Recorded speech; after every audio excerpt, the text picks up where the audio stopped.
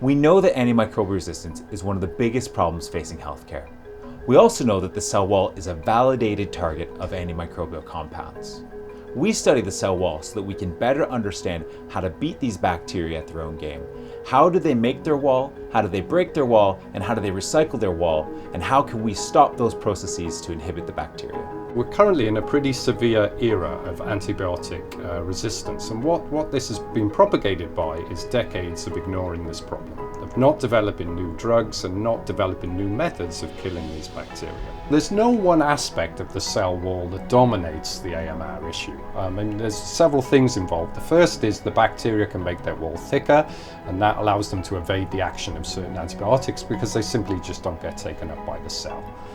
The second thing is the wall itself, its biosynthesis, is the target of some of our best drugs and is likely to be the target for drugs we haven't even developed yet, just because cell wall is so essential to these bacteria. I work on proteins from a bacterium that's evolved to kill other bacteria, and to do this it has to manipulate their cell walls.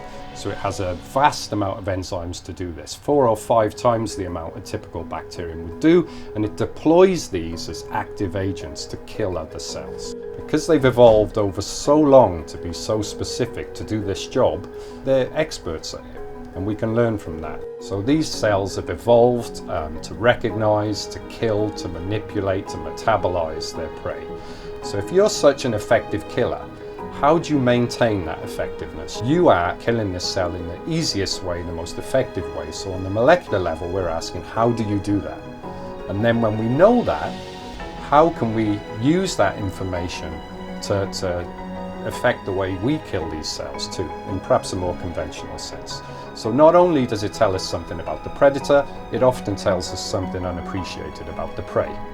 The cell wall is the frontier between the bacterium and the host. And as that bacterium grows and divides, it necessarily has to cut its cell wall. And that's because if you think about it, one bacterium has to become 2, and you have to cut it somewhere in the middle for that to happen. As this happens, the organisms release small molecules of the cell wall, these really kind of important molecules that are specific to bacteria. Our bodies recognize those molecules and are able to use them to sense the presence of the bacteria. It's long been thought that tuberculosis, in fact, just releases these in kind of a passive way and just freely releases them into the extracellular environment. Our work has shown that actually tuberculosis recycles those molecules. It takes them back into the organism and hides them from the host. And we think this might be a new avenue to target tuberculosis infections.